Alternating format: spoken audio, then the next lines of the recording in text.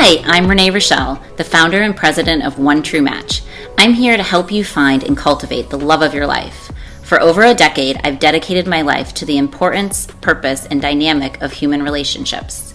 My team and I are disciplined by faith, love, and integrity to help our clients find the quality relationship they've always dreamt of. Each week, I will be sharing the tools and tips I've learned that have rooted my success as a matchmaker with other leaders around the world. Hello, loves. Welcome back. We are so excited. I have Connie here with me, as always, which is I should not preface this. I was going to say, we love interviewing everybody. We really, really do. I do. But I also love when we have topics that are written in from our audience. So thank you so much for this next topic. It's always fun. I feel like then we actually are talking to people and not just ourselves. So this next topic that we are going to talk about today is get your head out of your phone. So it is so important that we spend time actually human interacting with another person to get a romantic relationship started and lasting. It is ridiculous. I mean, I know we're in, the generation where our phones are important, social media is important. I mean, all of this is important, right? I mean, we know the importance of it because sometimes we have to, take the pictures even when we don't want to. So we know the importance of it and how powerful social media is. But it is ridiculous how it affects friendships, relationships, and most of all, married couples and dating. It is destroying. Yeah. Because when the minute somebody's on your phone, let's be honest. I mean, you're really good, and the majority, I guess, of everybody other than me is really good at multitasking. But if if I'm looking down at a phone, I don't know why I didn't get the skill. I don't understand why I got the short end of the stick of this. I cannot multitask. So if I'm looking down at a phone and I am reading something or I am texting, I don't know what that person in front of me is saying. Well, and the odds are, even if you can multitask, like me, I'm kidding. I'm not kidding because I can. I'm joking. But even if you can multitask, you're not truly taking in what the other person's saying, right? Oh. Even when I say to you, "Oh yeah, I'm listening," but I'm doing something at the same time. For business, we've got to do that, right? We can't. Sometimes I have to do two things at once because there's not enough hours in the day. But if there is someone either on a date or a relationship or your friends and they're talking to you about something important, you should not have your phone in sight. It should be flipped over. And some people may disagree with this because people say, oh, if your phone's flipped over, you're being secretive. No, it's because you want to be truly present in that moment. It's so true. I mean, with anything, our rule at the house is always no phones at the table at dinner time, because that's where you really want to connect, and you want to still have that skill set of actual social conversations about your day and life and everything else. And so, one of the biggest reasons we're bringing this up is because I feel like so many times people don't get off their phone to actually go on a date. They spend more time judging individuals that are on whatever their social media has or says, or a text and they're over analyzing it, or they have all these we just did something on your past triggers and stuff like that. And the reality of it is we've got to put the phone down and actually talk to somebody face to face, and connect with them and learn about them. And because what people put online, I can't tell you. I mean, we interview hundreds and thousands of people on a very regular basis. And so there are so many times, I have a perfect example of a couple right now that we introduced that not everybody on my team, you were not, but there was a couple people that were judgmental about the profile and the online presence and everything else. And I'm like, hey, you know what? There's some humanality out there we still don't know. Now, we want you to be safe because at the end of the day, the reality of us, there are crazy people out there. And it's for sure. Social media is scary in some degree. Yeah. So you want to be wise, you want to be safe, you want to be smart. Never just meet with somebody immediately, after you exchange a text or whatever. I mean, of course, unless we've introduced them to you, because we've obviously already verified them, we've qualified them, we've certified them, we've background checked and everything else. But the reality of it is so many people are well, I don't know. I'm not sure. And it's well, how do you know until you get off of your phone and you don't spend all of your energy and time just trying to analyze things that they post? So where I'm actually going with this one comment is this couple that now they're happily talking. And the reality of it is everybody's like, well, I don't know. Like that person seems very vain. They're like into themselves because they've done so many posts. The reality of it is that person was just building a business and they were creating like a presence to help grow. And in today's day and age, you kind of have to do that. If you're an entrepreneur, you're a business, you need to do that in today's day and age. It's not like vain, even though it feels like it. I mean, all the time I say that it feels vain. But we always say, why do we start to keep taking photos? It's because the world we live in and we understand that.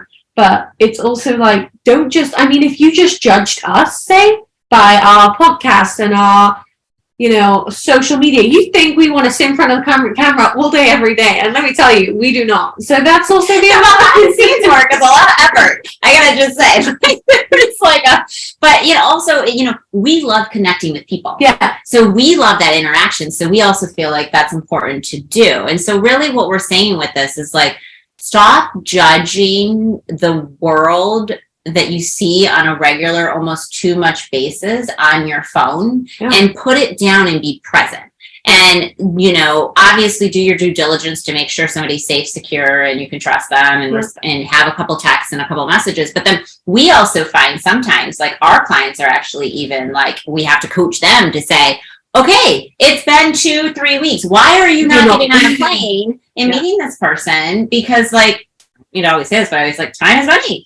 So if you're having great phone calls and you're like connecting after a couple hour phone calls here and there should be that buildup of like a FaceTime and then go interact in person. Yeah. And you know what is my biggest pet peeve is, we all know time is very, very valuable. And if you snooze, you are going to lose. And it sounds terrible. And that might sound maybe a little bit mean, but if you're snoozing, so you're speaking to someone for 3 weeks, for 4 weeks, and you still haven't made that commitment to take them out, to go on a date, to do this, someone else can snatch that person up. And I hate to say it, but they could be like here today, gone tomorrow. Yeah. Like I always say, like there's a grocery store and they are gone because that could be the right person. And someone actually told me this, and they're like, you probably won't agree because you're a matchmaker to all extents, but they said it's timing. Everything is about timing, which we already say, we say that all the time. But they were like, do you truly believe that someone has met the right person before in their life, but it's just not the right time? And I was like, absolutely. 1000%. So if you snooze, you're going to lose. So go out on that date. Or, what have you got to lose if you are having a great conversation, had a couple conversations, meet in person, because then you either bite it in the butt if it doesn't go well, or it continues to move forward. And I think that that's one thing. People are too busy talking on their phone. It makes it so much. I understand in some ways because it's nervous, it's scary to go on these first dates, but they live through a relation, like a texting relationship. Yeah. Why do that? Like how many of our 20 to, younger age demographic do we have to like kind of coach them to have a conversation? And having big topic conversations over text, like, no. Don't do it. Like it sounds, and maybe this sounds simple, but you'll be surprised of how many people, and even people out there who are single, and you might even be listening to this and be like, oops, I have done that. Or I've been talking about those big topic conversations, or I thought it's easier to text. Even picking up the phone is a little better when it comes to getting your head out the phone. But even still, like you can see each other in person. That way you can hear a voice. And one thing I say, or people will say to me, which I've taught myself, because none of us know anything really when we come obviously into this world. But it's so important that you articulate your enunciation, your spirit, your energy, and all the things. And because that also makes something exciting. And so it's so important that you're also practicing good communication skills, because the next step after good texting is to get on that phone call. Yeah. And if you're somebody, and we did a podcast on this obviously, but like if you talk flatline, yeah, that's as flat as the conversation's going to go. So like if you have energy and you have spirit and you have spunk and you have excitement in your voice, like anybody's going to be more engaged to listen longer, to actually want to meet. Yeah. So that also lies in you. And that's something that I tell you, people don't say it enough. And I know maybe it's easier for us because our job is to also when things aren't right and it's not a right match, and we know there's somebody better, if they're critiquing somebody so hard and so harsh on like the littlest details, that we're also like, okay, this isn't your person. But like at the end of the day, it's also easy. I tell everybody, like it's important to almost say and give constructive criticism in a positive way, because you're only helping that person to also have closure and to also have clarity of why it didn't work out. Like maybe it was just like, you know what, you sounded like a great person, and you know, whether, I mean, I encourage to do it over the phone, but I also understand like through a text message, you don't know how somebody else is going to take it or respond. So read it through many times before you like just break it off with somebody. But giving that closure of, you know, like you seemed like you had it a lot, but like when we got on the phone, you flatlined. You know, there was like no passion behind it. Whereas for I was reading, you know, your bio and there was like all this passion. It's like, and then it just flatlined. Yeah. And maybe they were just nervous. And then maybe, you know, those are the moments of like a missed opportunity because you never gave somebody a chance. But if you brought it from the beginning and you're listening to this and you like were like, wait, this is what my problem is, hopefully you're going to find this helpful. And I think the other thing too is like we all know this, but do we actually do it? Is how many times do we get online and then just not online, but like on our phones, and we, you know, scroll through all people's lives and post and things like that. Like I love looking at things that are exciting. Like I know you're into travel. Yeah. You know, I'm trying to get a little, you know, I'm venturing out now that having a little bit more time and things like that. But it's also like, that's positive. That's exciting. Opposed to just looking through people's lives to just also feel like you're comparing yourself to them. And you're like, oh, I want this. I want that. And then you start just going down this rabbit hole of depression. Yeah. That's just making you feel like you're not good enough or you could never compete and you're never going to have that. And it's like this negative, like it's just negative energy that just drains you and drains you and drains you. So like I know, which I love, is I have, you know, and if you've never done this before and I'm a little bit new to it because I was like, hey, this is a game changer. Is like you actually on your phone. I mean, I have an iPhone, so I don't Android. I'm sure there's some type of form of this where you put your phone in like sleep mode or whatever it is. Yes, I just started to do that, and I'm like, it's massive because like after you know, I used to set for like 10 o'clock. Like I literally started doing this like 3 weeks ago. I'm like, why don't I do it at 7 o'clock? When I literally like I love, and you can still look at your phone because I was thought, oh my gosh, like I don't want the world to think, you know, you have kids, you gotta have to be a little bit worried in those regards. But I was also like, but I pick and choose to look at it, and so like after 7 o'clock, I'm also not bombarded with all of the little big, you know, things that you have to have boundaries in that regards too. And it's like literally I have a boundary away from my phone because we're on our phones all day long for obviously what we do in work and everything else. Yeah, and I couldn't agree more with that. So it's funny, I started doing it too. And it suggested on my phone and I was like, I have already self-control, it's fine. I don't need to put those things on. Right. Well, guess what? I do. And now I do. It's the best thing ever. Even the other night, I was like, I looked at my phone in the morning and I was like, oh, I didn't reply to that. And I was like, but did they really need an answer right then? No. It's so true.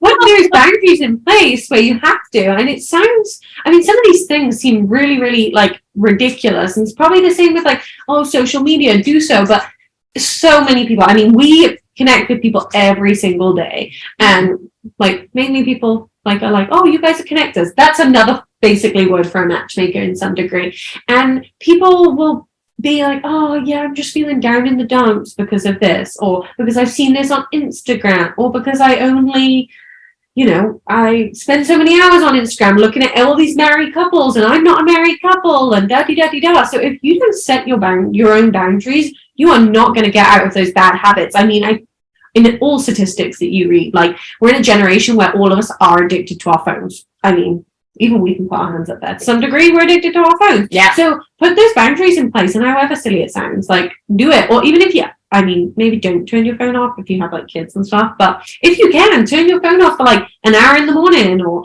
put that do not. Or I've learned if I'm going to shut my phone off, then all the people that matter or anywhere around my daughter, I give the like important emergency contact people the FYI. That I am like off the grid for an hour to like self-meditate, to spend time with God, to do whatever you need to do to self-improve. And I think one of the things like in life, we're always trying to become our best version of ourselves and self-improvement and development. The reality of it is like, get your head out of your phone. Yeah. That is like the best therapy right there.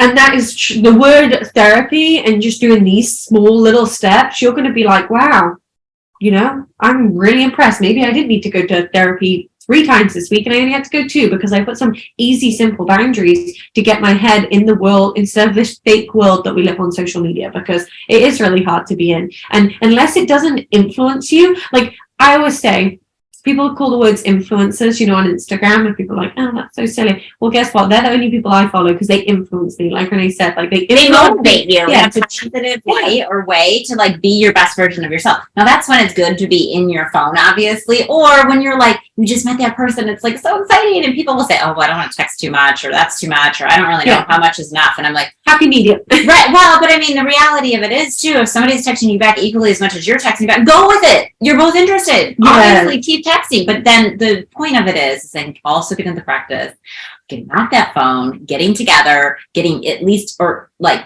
even if you have the phone to your head and it's a dial or a speaker, like you're at least communicating in a way off of like the text messaging that like just at some point gets really confusing, or sometimes people just don't know how to read things. And I'm like, I need you to pick up the phone and have a conversation. Yeah, seriously. And even in work relationships, me and Renee have to do this sometimes. If we'll go out to happy hour or go out to a dinner or something together, and we're like, oh, we've really got to put our phones away. And it sounds silly, but and that's how we meet people. Yeah. And when our heads are not in the, and so like if you're out there and you're going somewhere, you're like, and you're on your phone all the time. And I know we all have that tendency of like, oh my gosh, I have to get something done in like this fast pace of this world, or like, I don't want to look like I'm pathetic and I have nothing to do. But I mean, there's times I will put myself into practice because we're in the line of work that we're into. And you know, I mean, as extroverted as I am, I'm also like, but I have people I need to respond to, and I'm sitting here and I'm waiting on somebody that's late and everything else. And I'm like, those are the moments where I'm like, all right, be with God, be with the people, and just be present. And if it's just staring at somebody until they talk to you because you're just like, I need somebody to talk to. Yeah, even if it has to be a long awkward silence, I mean, make it happen. Yeah, like I mean, just talk to the server, talk to whoever, just make conversation. Like get in practice of being off your phone, because I think the problem is in today's world, or we're just losing the ability to have that connection and conversation. And that is the reason why so many people are so quick to judge individuals, because they're losing that social grace of communication. Yeah, and it's so easy when we're feeling awkward to pick up our phone. Like there's so many times on dates, they'll be like, oh, pick up, just check your phone. And it's a habit of ours, but please don't do it. It's a really, I hate to say it, it's an ugly trait, and it could be a deal breaker to a lot of people, and especially, you know, people who are successful in their life, who have worked very hard to get these boundaries in place. So don't be a fool and pick up your phone on a date. Yeah, and I know so many times, like when people on dates, they're like, well, I pulled the phone out because, you know, I was trying to show a photo, or I wanted to Google something, or show somebody what was going on, which I get that. But try to have conversations that don't involve your phone and showing a bunch of photos. And because at the end of the day, I can't tell you how many times people, they go through their photos and they're like, oh, wait, I didn't mean to show that photo of me and my ex, or this is the other woman, or this and the other man, and da-da-da. And it's like, oh, why did we even pull out the phone? Like, like when you date, text whoever's your emergency contact if something goes wrong or whatever. Yeah. If you're a guy, put it in your jacket. Hopefully you have a jacket on. All guys should have a jacket on for a first date. Just saying. Anyways. Put it in your pocket if you don't have a jacket, because it's more casual of a place. Or, and you know, for women, stick it in your purse. Just put it in the car. And I mean, it's so also, but not out where somebody's going to break into your car. Yeah, please don't do that. Put it in the glove box or something. But people do it all the time. Or they'll say they meet them in the grocery store and they go out on a date, and then they look over on their phone and they see the Tinder app or the Bumble app or something like that. Like, do not do it. Like, I think opening up your phone on a date is just straight up room forever. Yeah. Room forever. And the reality of it is, after you go on a date, don't pull up any apps. Even if it didn't go well. I think it's a really important, valuable lesson to spend time as Christians to reflect on that date. Yeah. Prayerfully pray for maybe that other person, that interaction, be grateful that you had that time with somebody else, that you met another brother or sister in Christ if it wasn't a match. Think about, you know, thanking them regardless if you ever want to see them again, but for a wonderful time. And also conclude it if you're really not interested, but give it a little bit of time to think. You don't have to respond like 20 seconds after you get to your car, but like, thank you so much for the date, I'm definitely not interested, good luck. Like, no, you could just like say, you know, it was wonderful meeting you. I think we had quality conversation. I really enjoyed what we discussed. You know, I think that we'd be better as friends. And if there's any way I can help you in whatever it is you guys talked about or something like that, do that. But the reality of it is anytime I think you go on a date with somebody is then pick up your phone in a good way to respond in a positive light, because I can't tell you how many people then something has come from that. That's God doing their work for each interaction that you have with each human that you connect with off of your phone. Yeah, and you'll be surprised if you don't interact right away, because some people may feel like bummed or disappointed or defeated after a day. If you don't text them right away and you end up texting them a day later or 2 days later, maybe not 2 days, maybe just a day, or even say you go in the night, in the morning, you say, hey, it was a great date, but I just don't think it's a match. That other person has time to also calm down, to speak to one another and be like, yeah, I agree, but if we see each other again, great. Or who knows? I mean, I have this connection for your job, da-di-da-di-da. Like, you never know what can come out of it when you're not instantly like, I need to go on my phone. Like, right. And you're not thinking about already the next date, and you're focusing on the date that's in front of you. Because I think that's the other thing that happens is people don't give each other enough time, which sometimes takes a couple of days, a couple more conversations to really connect, which is, again, getting your head. Yeah. So I love this topic that thank you to one of our audience that wrote this in and asked that question and said, like, you know, I mean, the problem is too many people are on phones, and I see that in dating. And so it is a problem. So all of us need to change it in some way or another, right? We're saying we're just started boundaries. We're doing better. As even if you're married and you're listening to this, like, everyone needs to make it a point to have less phone time on iPhones, and I'm sure they do on Androids and whatever. It tells you how much time you use. Which is so terrifying. When you go and look at that, that's enough to make you hold off your phone a little bit. Like, do the things that make you kind of feel disappointed. And accountable for it too. I know, because life is precious. We only have so much time that God only knows. And so it's so important that we value those human connections, and we instill this in our kids so that they're also doing it, and we get them into rhythm and practice because they are our future. So anyways, we are going to have to run. We hope you have found this beneficial and helpful, and we can't wait to hear your next testimony and stories from the littlest words that God puts in us to share with you. So have a blessed day, and we can't wait for our next talk. Bye, guys.